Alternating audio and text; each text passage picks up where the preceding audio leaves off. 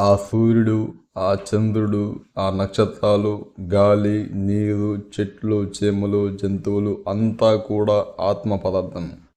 సర్వత్రా వ్యాపించింది ఆత్మ పదార్థం. ఆత్మ పదార్థం అన్నది ఆత్మ బిందువులుగా ఏర్పడి ఒక్కొక్క బిందువు రెండవ సత్యంలోకి ప్రవేశిస్తుంది. పునర్జన్మ చక్రంలోనికి ప్రవేశిస్తుంది. తన స్వంత ఆత్మలోకాలను విడి ఈ యొక్క భూ భువ సువర్ జన మహా తపో సత్య రకరకాల లోకాలు అన్నవి సృష్టి యొక్క రచన. మూల చైతన్యం నుంచి ఎన్నో ఆత్మలు వచ్చాయి. బ్రహ్మాత్మ నుంచి ఎన్నో బ్రహ్మాండాలు వచ్చాయి. ప్రతి ఆత్మ ఆత్మ పదార్థంగాను, ఆత్మ బిందువుగాను ఈ యొక్క సకల లోకాలలో అనేకానేక అనుభవాలు పొందుతూ తన్ను తాను తెలుసుకుంటూ తన్ను తాను అభివృద్ధి పరుచుకుంటూ ప్రతి లోకంలోనూ జన్మ తీసుకుంటూ ఉంది.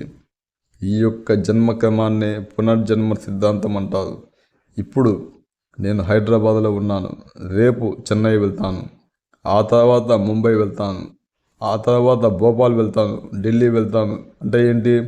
ఈ హైదరాబాద్ అనేది ఒక లోకం, చెన్నై అనేది ఇంకొక లోకం, ముంబై అనేది ఇంకొక లోకం. ఆత్మ అన్నది అనేక లోకాలు తిరుగుతూ ఉంటుంది. భూలోకం, భువర్లోకం, సువర్లోకం ఇలా ఎన్నో లోకాలు, కోటాను కోట్ల లోకాలు.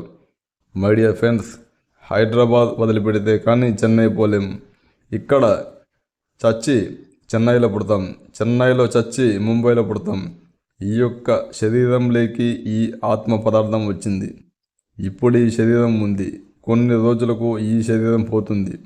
అప్పుడు ఆత్మ బయటకు వచ్చి వేరే శరీరంతో వేరే లోకంలో విరాజిల్లుతుంది. మళ్ళీ ఇంకో శరీరంలోకి వస్తుంది.